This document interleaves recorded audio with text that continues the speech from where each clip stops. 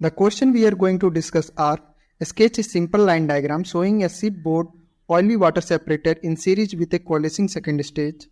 Briefly describe the above arrangement and its operation. Also state the allowable oil content in ppm of the discharge effluent from such an arrangement. Explain how oil density and temperature relate to separation.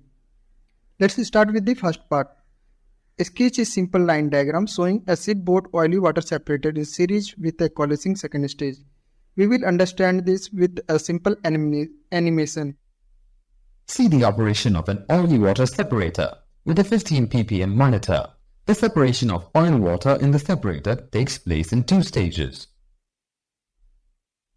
In the first stage, the separation is by gravity, whereas in the second stage, the separation is by coalescing filters. Bilge pump delivers clean seawater to the first stage of the separator through the inlet valve. The vent is kept open till all the air is removed from the separator and water issues out. Oily water is delivered to the separator. As it enters through the inlet valve, oil separates by gravity and collects at the top of the separator. The remaining oil sticks to the baffle plates as the water passes to the second stage. Oil droplets from the plates tend to travel upwards to the oil collection space. Oil from the top of the chamber is automatically drained to the oil tank, where the level reaches the bottom of the sensor as shown. The oil drain valve from the top of the first stage separator is a diaphragm-controlled piston valve. Controlled air is supplied to the diaphragm through a solenoid-operated pilot valve. The capacitance probe senses oil quantity in the collection space and energizes the solenoid through the control switch. Water passes downwards from the first to the second stage coalescer through a central pipe. The filter in the right chamber removes solids and some oil. Coalescing filters in the left chamber take out the remainder of the oil in the form of small droplets, which coalesce to form larger drops.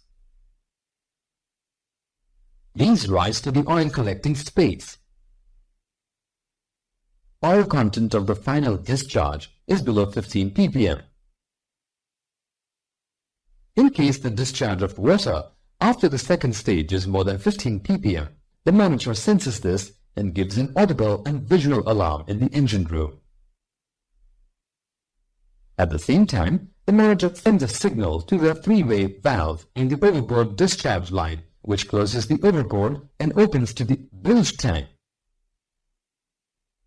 The sensor reverts to normal operation once the oil content drops below 15 ppm. The test cogs can be used to ascertain the levels of oil and water manually. A spring-loaded valve is usually fitted on both discharges.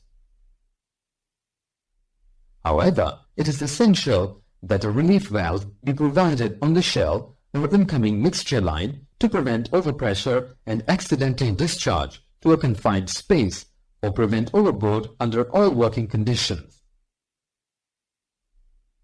Such a relief valve should be preferably led back to the suction side of the supply pump or to an overflow tank. The usual working pressure for the separator is in the region of 2 bar, that is, the pressure at which the spring-loaded water discharge valve is set. The relief valve is set about 2.5 bar approximately. Let's move to the second part. Briefly describe the above arrangement and its operation. Also state the allowable oil content in ppm of the discharge effluent from such an arrangement. The separation of fine water in the separator takes place in two stages. In the first stage of separation is by gravity, whereas in the second stage the separation is by coalescing filter. Oily water separator mainly consists of 3 units. Separator unit. This unit consists of catch plates which are inside a coarse separating compartment and an oil collecting chamber. The boost pump delivers clean water to the first stage of the separation through the inlet valve.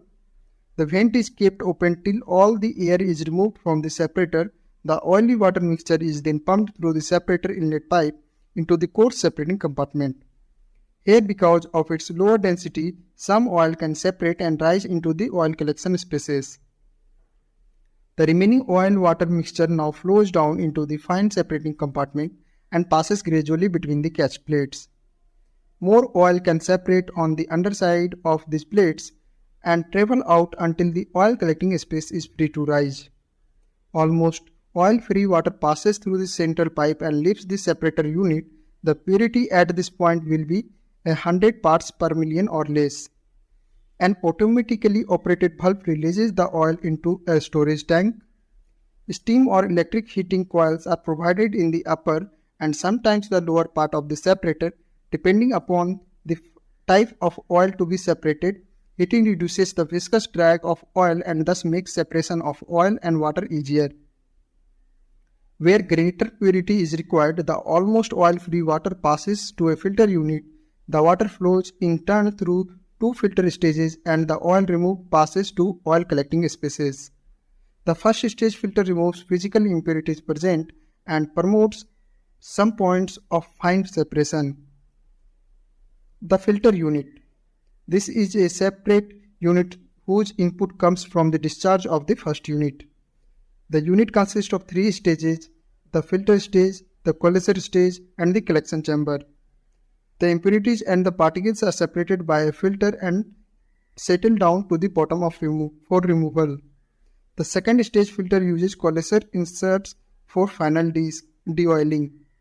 Coalescence is the breakdown of surface tension between the oil droplets in an oil-water mixture, which causes them to join and increase in size. Coalescer filter. The oil content of the final discharge is the last thing ppm. In case the discharge of water after the second stage is more than 15 ppm. The monitor synthesizes gives an audible and visual alarm in the engine room. At the same time, the monitor and signal to a three-way valve on the overboard discharge line, which closes the overboard and opens those tanks. The sensor reports the normal operation. Once the oil content drops below 15, between these test cocks can be used to ascertain the level of oil and water manually. The oil from the collecting spaces is drained manually, as is usually required about once a week. Oil content monitoring unit. Regulations on the discharge of oily water set a concentration limit of up to 15 parts per million.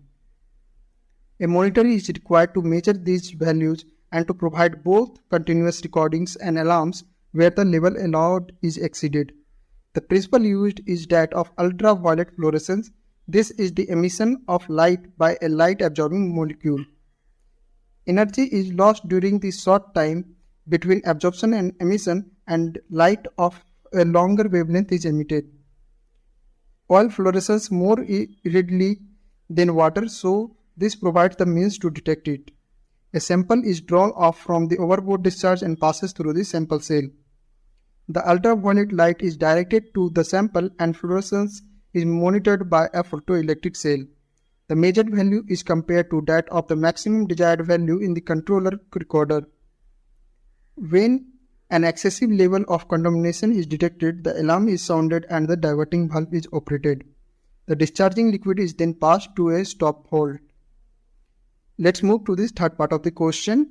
Explain how oil density and temperature relate to separation. Oil density and temperature play significant roles in separation process, especially in oil-water separation system. Density difference. Oil and water have different densities. Oil is typically less dense than water. In an OWS system, the less dense oil floats on top of the denser water. By exploiting the density difference, separation can be facilitated. Adjusting the density of the medium or using additives can further enhance this separation. Temperature effects. Temperature influences the viscosity of oil. As temperature increases, the viscosity of oil decreases, making it easier to separate from water. Additionally, temperature changes can affect the solubility of components in the oil-water mixture, facilitating the separation.